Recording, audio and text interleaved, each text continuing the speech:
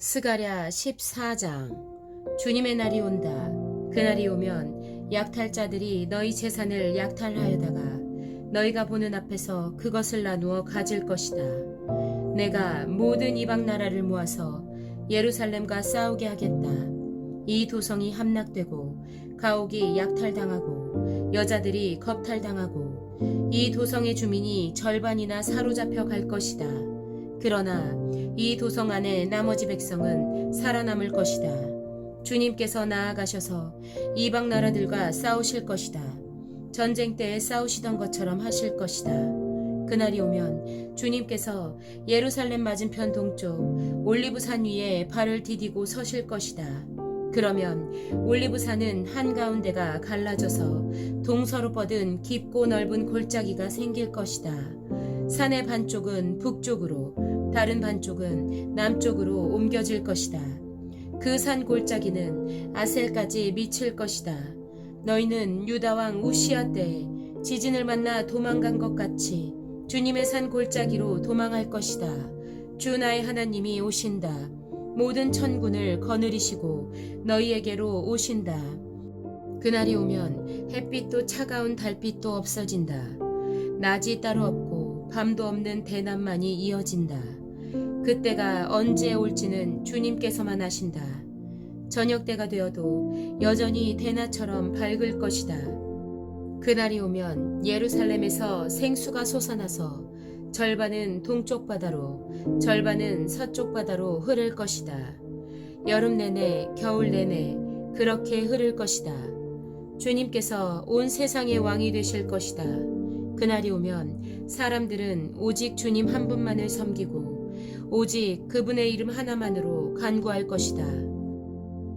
게바에서 예루살렘 남쪽 림몬까지 온 땅이 아라바처럼 평평해질 것이다. 그러나 예루살렘은 우뚝 솟아 있으므로 베냐민 문에서부터 첫 대문이 서 있는 지점을 지나서 모퉁이 문까지 또 하나넬 망대에서 왕실의 포도주 짜는 곳까지 제자리에 그대로 남을 것이다. 백성이 다시 예루살렘에 자리 잡을 것이다. 다시는 멸망하는 일이 없을 것이다. 예루살렘은 안전하게 살 수 있는 곳이 될 것이다. 예루살렘을 치러 오는 모든 민족을 주님께서 다음과 같은 재앙으로 치실 것이다.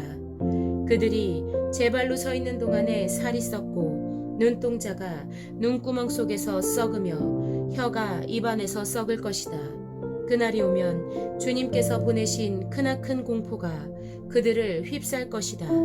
그들은 서로 손을 잡고 저희들끼리 손을 들어서 칠 것이다. 유다 사람들도 예루살렘을 지키려고 침략자들과 싸울 것이다. 그들은 주변 모든 이방 나라의 재물, 곧 은과 금과 의복을 마구 차지할 것이다. 말과 노새와 낙타와 나귀 할 것 없이 적진에 있는 모든 짐승에게도 적군에게 내린 이 같은 재앙이 내릴 것이다. 예루살렘을 치러 올라온 모든 민족 가운데서 살아남은 사람들은 해마다 예루살렘으로 올라와서 왕이신 만군의 주님께 경배하며 초막절을 지킬 것이다. 이 세상의 어느 백성이라도 예루살렘에 올라와서 왕이신 만군의 주님께 경배하지 않으면 그들의 땅에는 비가 내리지 않을 것이다. 이집트 백성이 예루살렘으로 올라와서 어울리지 않으면 그들의 땅에도 비가 내리지 않을 것이다.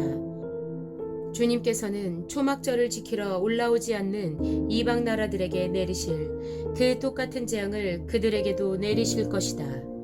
이것은 초막절을 지키러 올라오지 않는 이집트 사람과 모든 이방 민족이 받을 벌이다.